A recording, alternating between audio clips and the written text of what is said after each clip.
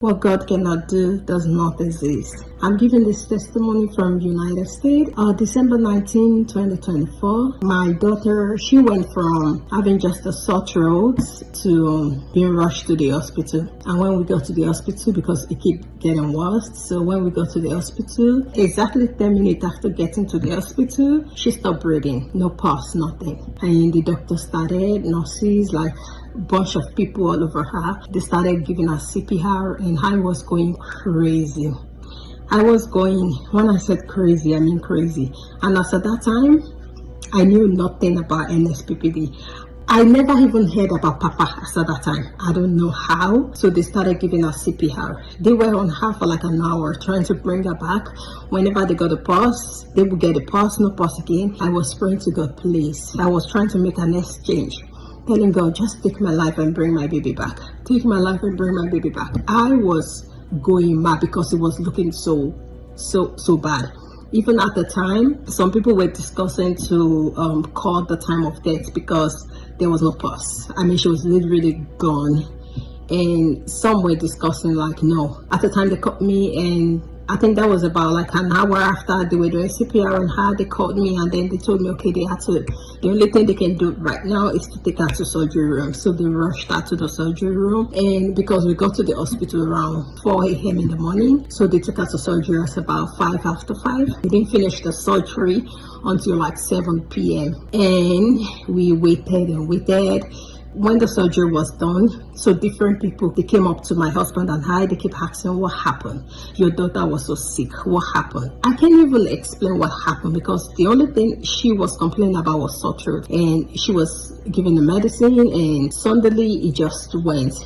So they said she had cardiac arrest during the operation. She said, as at right now, we don't know if her brain is still functioning. And I was like, my God. They took us to where she was. And when I saw my daughter, I was screaming because I was like, how can somebody went from being almost okay to the hospital to this point?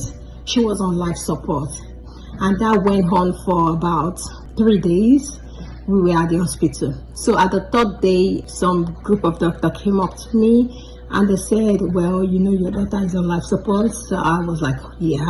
And they said, she's not looking good. Like, actually, all her organs failed. They didn't take her off the life support because they see she's not brain dead. But they said, now we are going to give her 48 hours. And after 48 hours, if nothing came up, because she's not looking good, they said, she's not looking good. And I was crying and shouting. So they left.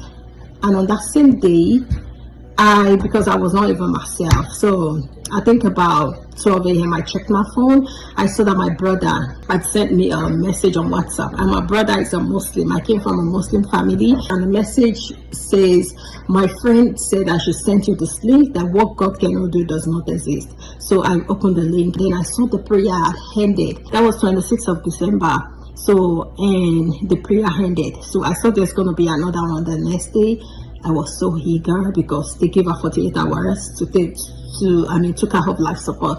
So I was so eager, and the next day I joined the prayer. The time was 1 a.m. So I joined the prayer and I prayed like never before. I cried to God. I prayed. After the prayer, I was still with my baby because I cannot even sleep. 10 minutes after the prayer, I was kind of feeling sleepy. So I went to the chair beside the bed and I just lay down right there, and I went into a dream. I saw a man came into the ICU room, and as he walked in, he was wearing a white top, a black pant. It was just like I was watching a movie. He came in as the man came into the room. I sat up on the chair and I was looking at him. He went beside my daughter's bed. He was like assessing my baby, and then he told my baby to sit up. She sat. He said something to her, and then he commanded her to sleep back. She slept, and the man went out. So in that dream, I knew something amazing had happened. So I woke up, and then I checked the time to when I went to sleep. It was just like in between 10 minutes. And I was happy, and I was trying to process the dream, like that face looked kind of familiar, but I don't know where I saw the face. So I was thinking, and then I remember the link my brother sent me. I went to check the link. There was a picture of Papa on the link. So I then went to Google the pastor, the name of the pastor. I googled Pastor Jerry Said, and I saw a lot of pictures. And I was like, that was the same man that came into the hospital room. And I called my brother. I told him what happened. My baby that was not doing fine. All her organs failed us at that time. She was not there. They were doing dialysis on her so she won't be too swollen. I mean, nothing. Her lungs, her kidney, her liver, her heart is not functioning because she was on ECMO machine. Her heart is not functioning. Her brain, the signal they were seeing, they said it's not good on everything. And so that same day, so they came in around like 5 a.m. They started doing tests, taking blood, doing all sort of things on her. And at about 10 a.m., some group of people came in. They were smiling from the door because it's been like remember they gave her 48 hours. So, and then they came up to me and they said, well, we have a good news. I already knew. So they came in, they were smiling, and they said, well, there's been a change from yesterday to today. They said her liver already picked up on the screen, their monitor. Her liver is back to normal. My God, like, because nobody thought she was gonna survive. No, nobody. They said her liver is back to normal. They said her kidney, and they said her heart is picking up. They said her brain on the EDG, like the thing they put on the head, like the signal was so like, what happened? And I said, it's God. I said, it's God. So they went. And that was how my baby, that was given 48 hours. It wasn't even 48 hours. And that was how my baby got off of the ECMO machine and everything that was put on her. And her healing started coming like a speed. I mean, it was because nobody thought she was going to survive. All the nurse and everybody was like, whatever you are doing, keep doing. And since that day, I've been on the fire altar praying. After we got off ICU and everything, then they were trying to, make her sit. Then we noticed she was like a wood. She was, because, and they keep doing a sort of test again, like, why was she like so straight?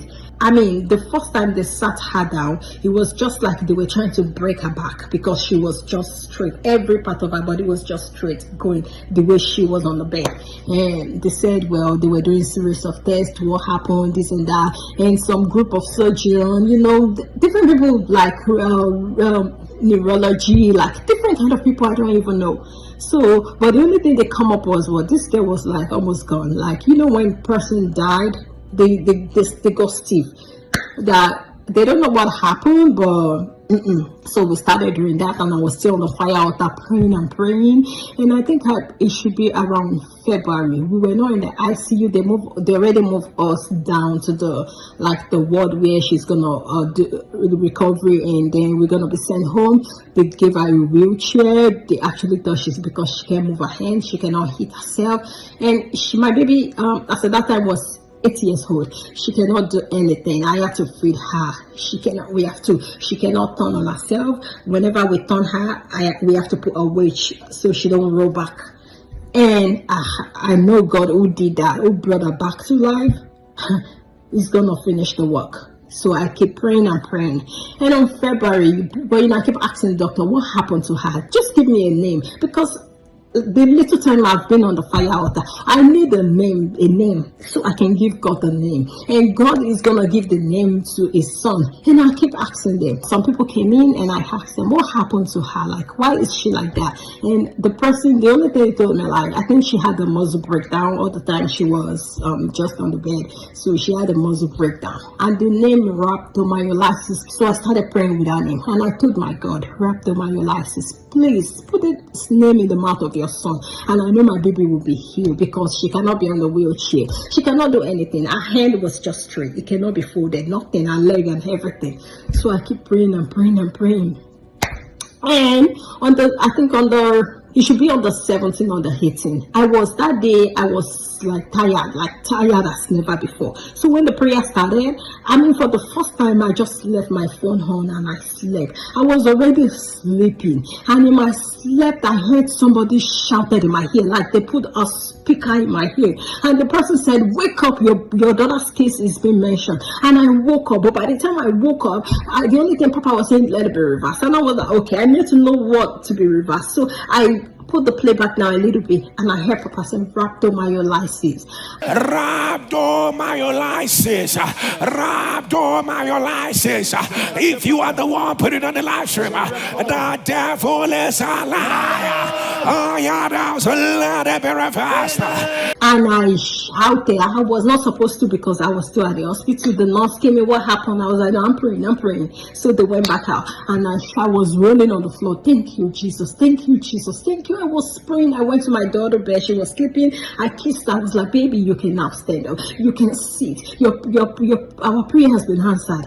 So after everything, I went back to sleep. And I actually forgot about the prayer. So the next morning, different people, they came in, doing sort of tests, coming to check what happened, this and that. I was in the restroom when I heard one of the doctor, whatever, she shouted because she loved my baby. And she shouted and I ran out of the restroom like, what happened? My baby was, she was sitting up. She was moving her hand and leg. She was displaying to the doctors. That was how she got better. We were discharged. The person that was given 48 hours to be taken off life support, 48 hours to die, because when they took her off the life support, then she's gonna be dead, because that was the only thing that was helping her. Papa, may the oil on your head never runs dry. Thank you, Papa. Thank you so much. I love you with all of my heart. Thank you for everything. And my same baby is 9 years old today. Thank you, Papa.